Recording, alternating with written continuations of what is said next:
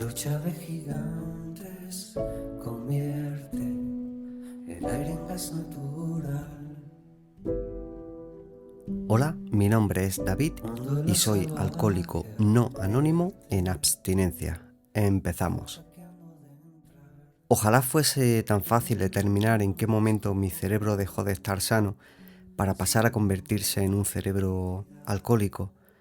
Ojalá determinar cuándo comencé a tomar alcohol para afrontar mis problemas. Ojalá fuera tan fácil interiorizar y asumir aquella frase de si sigues bebiendo de este modo y por estas causas acabarás teniendo un problema con el alcohol. Ojalá no hubiera hecho tal cosa, ojalá no me hubieran visto haciendo aquella otra. Para. Stop. En el episodio anterior hablé de la enfermedad desde un punto de vista más técnico, científico, médico, y siempre dentro de mis escasos conocimientos y tratando de simplificar y hacer comprensible algo que es muy complejo. Al fin y al cabo, yo no soy un profesional más que del consumo del alcohol, poco más. Ahora toca hablar de lo conductual, de mera y pura psicología clínica y de cada persona, del aspecto quizá más importante, el que ayuda a salir adelante cuando ha quedado claro que tenemos un problema con el alcohol. Ahora toca sentarse y hablar como se hace en una consulta de terapia psicológica. Es tan importante o más que el hecho de saber cómo funciona el cerebro de una persona adicta. Hablo de sentimientos, miedos, fobias, comportamientos, hablo de conducta. Si a día de hoy siguiera martirizándome con estas y otras preguntas, sencillamente seguiría bebiendo a diario, sencillamente algo más tremendo. Estaría bajo tierra, porque si todas y cada una de las horas del día, todas y cada una de las noches me acostara preguntándome cuándo y cómo y por qué comencé a ser un adicto al alcohol, jamás habría podido pasar página. No ya pasar página y borrar de mi mente todo lo que me ha sucedido, no ya borrar todo el daño, el propio, el ajeno, no ya borrar todo lo perdido, no ya dejar de sentirme la peor persona de este universo, es que sencillamente no hubiera podido asumirme y asumir todo lo que pasó, todo lo que sucedió a causa de mi alcoholismo. No estaría aquí y ahora. Sencillamente tuvo que llegar un día en que, al igual que asumí que me senté en la silla de aquella consulta médica para dejar de beber, al igual que tuve que detenerme por completo para pasar unos síndromes de abstinencia descomunales, hubo de llegar un día en el que tuve que sentarme a solas conmigo mismo, con mis fantasmas, con mis demonios y con todo mi ajetreo interno, y hacer el trato de que debía poder y saber perdonarme desvinculado de cualquier tipo de connotación religiosa, es decir, un mero ajuste de cuentas conmigo mismo. No importaba si era más o menos responsable de mi enfermedad. No importaba si sentarme frente a mí mismo y ser honesto iba a costarme tanto o más que aquellas terapias y aquellos síndromes de abstinencia, o mejor dicho, importaba y mucho, todo y demasiado. Si no hubiese logrado hacer las paces conmigo mismo, jamás habría aprendido a hacer las paces con mi alcoholismo, porque entre otras cosas, los 2 últimos años de mi vida alcohólica se basaron, al menos en un 50%, en seguir bebiendo para poder resistir psicológicamente todo lo que había destrozado. Es una paradoja, pero es así. Los últimos años de mi adicción activa tenían muchísimo que ver con una autodestrucción, en cuyo fondo, a fin de cuentas, estaba el hecho de no haberme perdonado todo el mal que había ido repartiendo a los demás y a mí mismo. Esto es así. Tuve que decirme, si quieres dejar atrás el alcohol, tendrás que ser capaz de entender que todo lo que has hecho ha sido bajo tu propia responsabilidad, por supuesto, pero también porque no tuviste o no supiste otras formas de enfrentarlo. Y ante todo, porque llegó un momento de tu vida en que el alcohol y el alcoholismo se habían apoderado de cualquier acto o no acto que me acompañaban. Yo ya no era yo. El yo que conocía, la persona que había sido, se había esfumado hacía demasiado tiempo.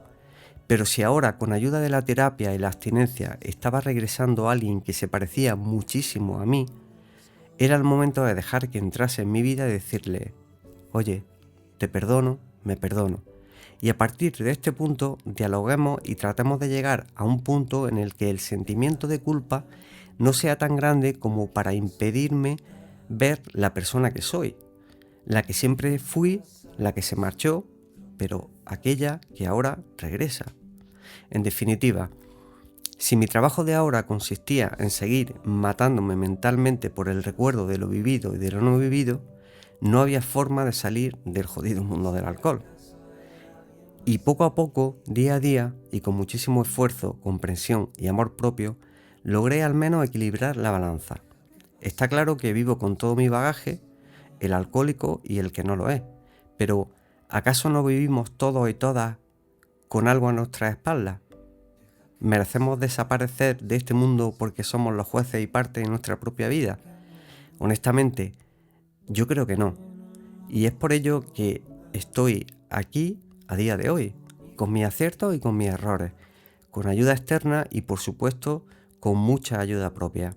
Si viviese cada momento de mi día a día con los fantasmas de aquella época de mi vida, no podría llevar una vida como la que llevo, no sería capaz. Y de ahí viene el título de este episodio: la gallina, el huevo y los motivos por los que comencé a beber.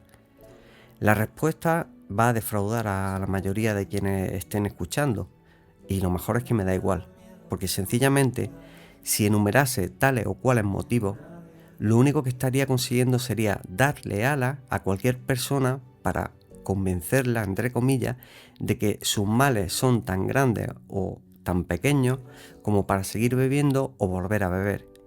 Y eso no lo haría jamás, no tendría sentido. Sí puedo decir claramente 2 o 3 cosas al respecto. Comencé a beber porque hubo un acontecimiento en mi vida que no supe o no pude asumir de otro modo que no fuera evadiéndome con el alcohol. ¿Qué más da si fue una separación sentimental o lo fueron otras cosas? ¿Y si fueron un cúmulo de varias de ellas? Pero, ¿es ese un motivo para beber hasta llegar a convertirme en una persona enferma y adicta? O dicho de otro modo, ¿el hecho de que lleve lidiando con mis trastornos de carácter ansioso-depresivo son el motivo de que tomara como vía de escape el alcohol? Sinceramente, llega un momento de tu vida en que tienes que olvidarte de qué fue antes, si la gallina o el huevo. Es decir, sencillamente necesitas no quedarte anclado o anclada en ese punto, porque si lo haces jamás podrás avanzar y dejar atrás el consumo y mucho menos la idea de consumir. Durante años, y suponiendo que mi carácter hipersensible, mi ansiedad, mi depresión fueran el origen de mis conductas de consumo de alcohol, suponiendo eso, que ya sería mucho suponer, ¿acaso no hay otros modos para hacer frente a ello? ¿Acaso no hay otro tipo de terapias para hacerles frente? ¿Acaso no existe medicación para paliar los efectos de todo esto que cuento? Por supuesto que lo hay. Lo que sucede es que cuando comienzas a consumir alcohol, la tristeza, la angustia, la ansiedad, los sentimientos de culpa se multiplican por millones. Lo que sucede es que nos han metido por los 5 sentidos que tomarse una copa para socializar, para dormir si estamos insomnes, para relajarnos tras el trabajo, todas esas mierdas que nos han metido tan de lleno, hay un momento en que es imposible determinar si el supuesto, entre comillas, uso terapéutico del alcohol que hacemos es o no saludable, y jamás puede serlo porque, os cuenten lo que os cuenten, no hay un puñetero uso terapéutico del alcohol. Acabemos con esto cuanto antes. No lo hay. Por muchos libros, muchos cines, muchas películas y demás cosas que sigan insinuándolo o mostrándolo. Es falso. Y lo único que logra es que nos convenzamos de que es cierto. Y nos convence hasta tal punto que los últimos 4 o 5 años de mi vida alcohólica fueron un ir y venir por consultas de psiquiatra, unos gratuitos, otros de 150 euros la sesión, donde lo único que se me decía es que estaba deprimido y bebía por ello. Y no, jamás sabré si bebía para tratar de paliar esa ansiedad y esa depresión, o si la depresión y la ansiedad se quedaron de por vida por todo el alcohol y por todas las mezclas de tratamientos con alcohol que he llevado a cabo durante años. Ojo, años y años bajo un tratamiento y pasándome el tratamiento por el forro, porque lo estaba alternando con medicación lo cual es peor que no tomar medicación y tomar alcohol. Y hasta que no fui capaz de decir, ya no me importa si primero fue la gallina o el huevo, si el alcohol fue la causa o consecuencia, hasta que no me quité esa idea de mi cabeza, no tuve la capacidad de sentarme y decir, tengo un problema con el alcohol. Y a partir de que comencemos a solucionar este problemón, ya veremos cómo solucionamos lo otro, si es que hay vuelta atrás. No hay más. Durante años me creí mis propios pensamientos, cuando no eran más que pensamientos, hasta que llegó un día en que tenía tal adicción que cuando salía el tema del alcoholismo, no había forma médica ni humana de determinar claramente qué era lo que me sucedía. Tuvo que llegar ese día en que no podía literalmente hacer gestos sin alcohol en mi sangre. Pues bienvenido sea, pero si hubiese llegado antes, mejor que mejor. No me culpo, no culpo a nadie. Salió tal y como tuvo que salir. De modo que mis motivos para beber, sus causas, los tuyos, los vuestros, son tantos como los que yo tuve. Y aquí viene la mala noticia. Son los mismos motivos que tengo a día de hoy como para no seguir bebiendo. Porque prefiero la vida en condiciones, ni la vidita ni la vidilla. La vida sin alcohol. Y sí, desde aquel momento, por supuesto que he tenido recaídas en mi ánimo, bajas laborales, periodos de depresión, periodos de ansiedad severos, pero la gran diferencia es que a esos problemas ya no le acompaña el problema fundamental, el alcohol, mi alcoholismo.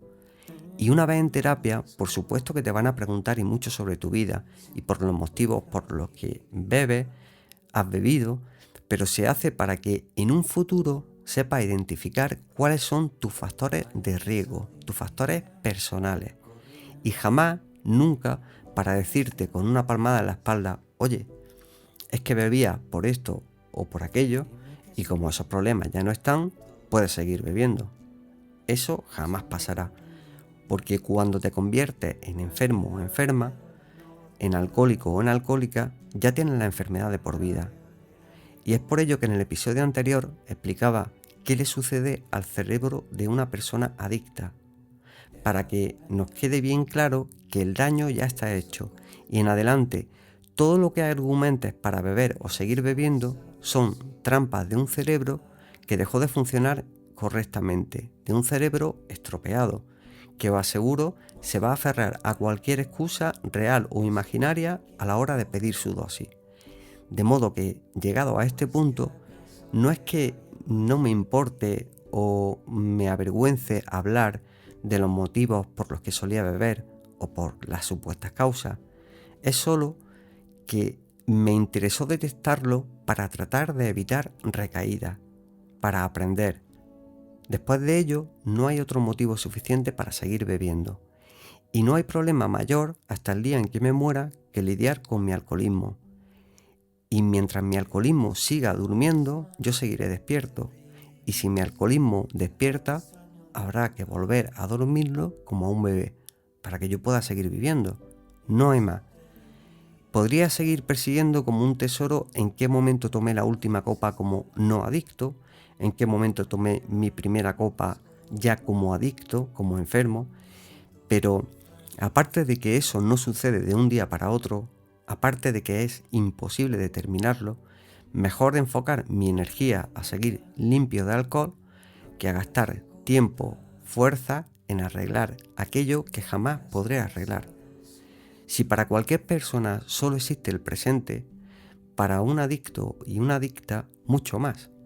El pasado servirá para detectar conductas que identifiquen que estamos bajo un cierto riesgo de consumir y paramos a descansar y reflexionar. El futuro no existe literalmente y aunque nos propongamos hacer planes, para lo único que miro al futuro es para saber que van a llegar ciertos momentos de mi vida en que la adicción va a estar más a flor de piel y el riesgo potencial será lo suficientemente importante como para tener más cuidado del que suelo tener en mi día a día. De futuro, hablo con mi terapeuta para ponerle de manifiesto mis miedos, los que aún no han llegado, pero ya están instalados en mi mente. y lo hago para que me ayude a domesticarlo, no para aprender a resolver problemas que no se han dado porque aún no existen. Y del presente hablo con cualquier persona que merezca detenerse a hablar y a escuchar y oír hablar. Del presente hablo sin miedo y sin tapujos. De modo que, bienvenido, bienvenida, un saludo y un fuerte abrazo, quien quiera sea, esté escuchando. Os recuerdo que podéis contactar conmigo a través del correo electrónico alcoholismosinanonimato@gmail.com. Además, y a causa de los mensajes que me han llegado a través de la plataforma iVoox, me gustaría aprovechar para recomendar una página web en la que encontraréis información, muchas pistas y herramientas relacionadas con las adicciones en general y la adicción al alcohol en particular. Evidentemente, esa web pertenece a la zona geográfica en la que yo resido, que es Andalucía, en concreto a una de sus ciudades, Granada, pero son recursos universales, valederos para cualquier persona resida donde resida. Y si de paso da la casualidad de que alguien tiene cerca la zona, pues mejor que mejor. Se trata de la Diputación Provincial de Granada. Basta con que pongáis en vuestro buscador web Diputación de Granada Drogodependencia y os saldrá en primer lugar el resultado. Lo demás es investigar. Hacen un trabajo encomiable y verdaderamente os remito a él porque el equipo que me trató y me sigue tratando entra dentro de esa demarcación geográfica. Dicho lo cual, nos vemos en breve, a ser posible, libre de alcohol. Gracias, muchas gracias. Deja que pasemos sin miedo.